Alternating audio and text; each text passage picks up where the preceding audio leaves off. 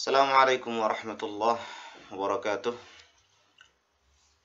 Innal hamdalillah nahmaduhu wa nasta'inuhu wa nastaghfiruh wa na'udzu billahi min shururi anfusina wa min sayyiati a'malina. Man yahdihillahu fala mudilla lahu wa man yudlil fala hadiyalah. Asyhadu an la ilaha illallah wahdahu la syarikalah wa asyhadu anna Muhammadan 'abduhu wa rasuluhu la nabiyya ba'dahu amma ba'd. Ikhwati fillah rahimani wa rahimakumullah. Semoga kita selalu dalam kesehatan dan keafiatan, dan semoga kita selalu dalam lindungan Allah Subhanahu wa taala, tetap menjalankan ibadah-ibadah kepadanya dan sunnah-sunnah Nabi sallallahu alaihi wasallam. Insyaallah pada pertemuan kali ini, ikhwati fillah, kita akan melanjutkan kisah Nabi sallallahu alaihi wasallam di mana beliau berusaha akan dibunuh oleh Abu Jahal dengan beberapa orang pemuda yang diambil dari kabilah-kabilah yang ada di Quraisy. Pada pertemuan sebelumnya kita telah sampai dalam pembahasan ini, yang mana pada saat itu Abu Jahal telah mengumpulkan para pemuda dari kabilah-kabilah yang ada di Quraisy atau di kota Mekah secara umumnya untuk menuju rumah Rasulullah SAW dan membunuhnya. Lalu kenapa dilakukan itu? Tentu yang pertama yang dipikirkan oleh Abu Jahal adalah otak dari segala kerusuhan, kekacauan yang ada di kota Mekah saat itu adalah Nabi Muhammad.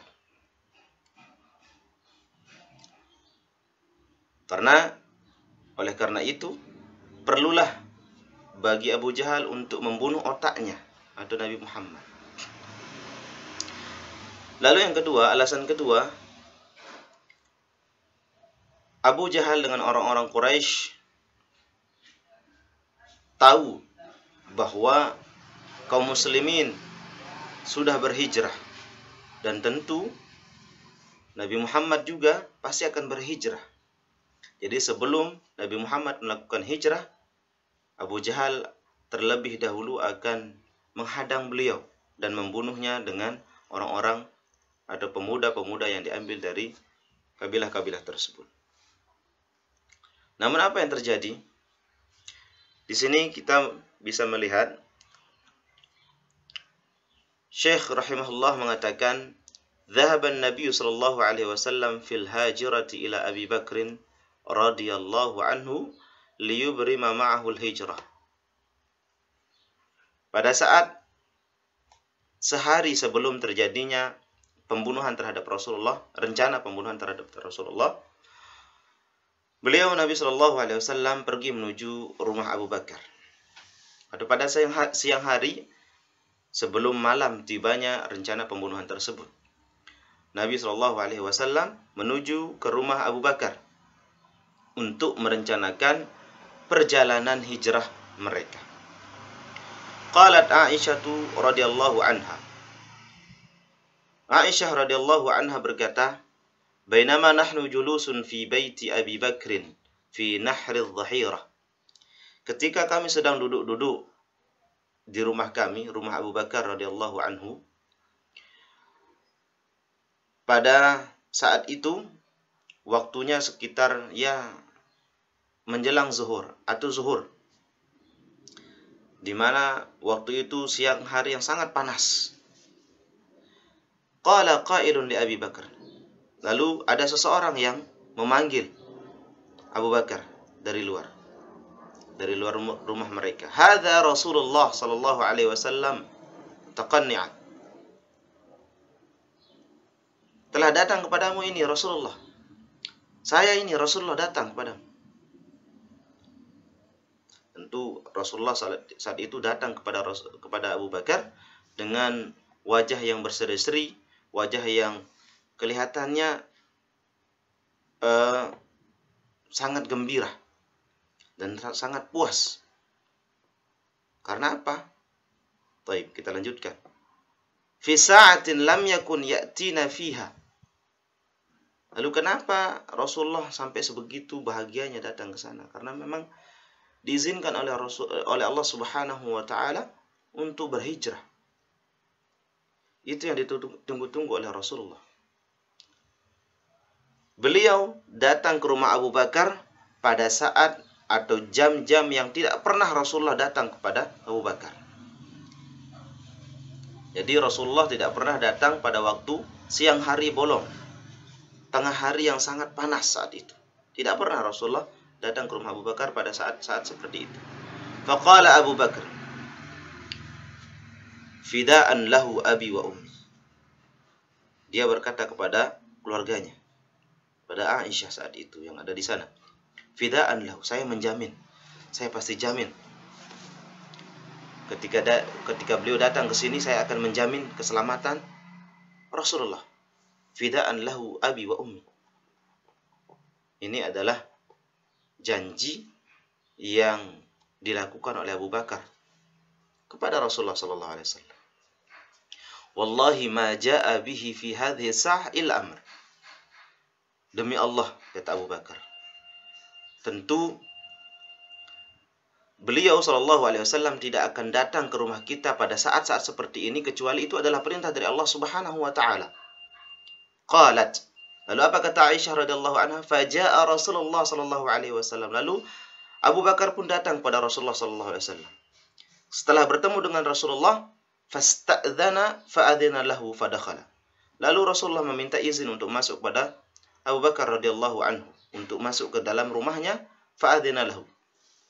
Lalu Abu Bakar sendiri mengizinkan tentunya Rasulullah untuk masuk ke dalam rumahnya. Lalu Rasulullah pun masuk ke dalam rumah Abu Bakar. Disitulah kita bisa mengambil pelajaran dari Rasulullah. Seorang Rasul saja, Nabi Muhammad SAW, ketika akan masuk ke rumah seseorang, ke rumah sahabatnya, beliau meminta izin untuk masuk.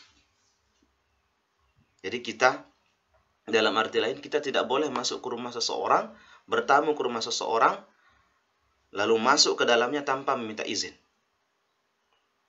Itulah salah satu hikmah dan pelajaran yang bisa kita ambil dari sikap Rasulullah ketika bertamu. Faqala Nabi sallallahu alaihi wasallam li Abu Bakar.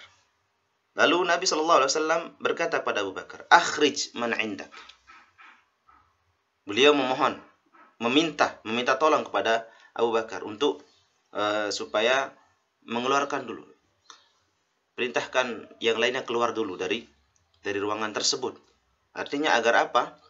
Agar Rasulullah dengan Abu Bakar bisa berbicara empat mata. Faqala Abu Bakar. Lalu apa kata Abu Bakar? Innama hum ahlu.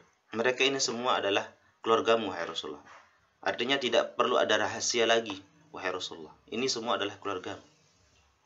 Bi abi anta ya Rasulullah. Lalu apa kata Abu Bakar? Qala fa inni qad udhina li fil khuruj. Afwan, di sini Rasulullah yang berkata, yang mengatakan sesuatu kepada Abu Bakar setelah Abu Bakar mengatakan itu kepada Rasulullah.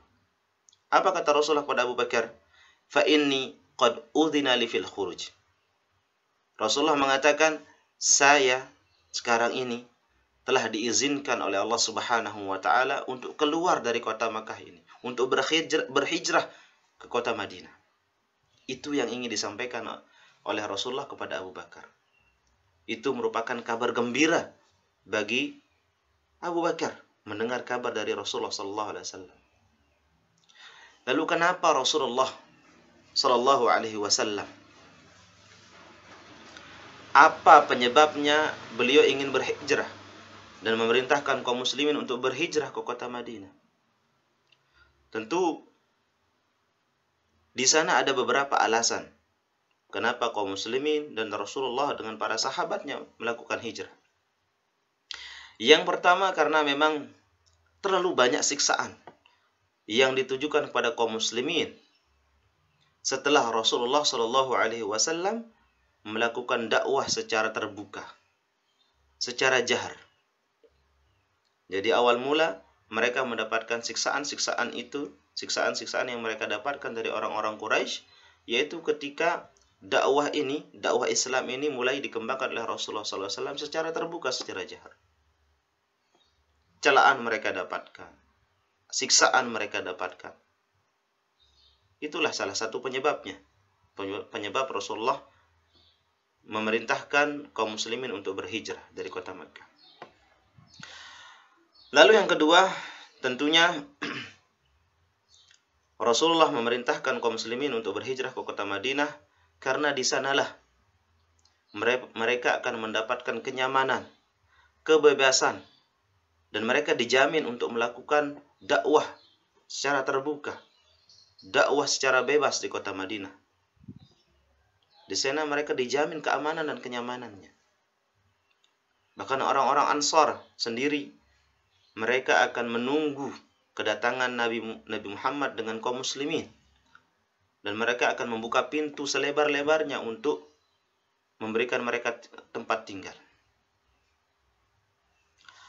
Lalu alasan-alasan yang lainnya, tentu kaum Quraisy sendiri menganggap bahwa Islam inilah salah satu faktor yang menyebabkan kekacauan yang terjadi di kota Makkah.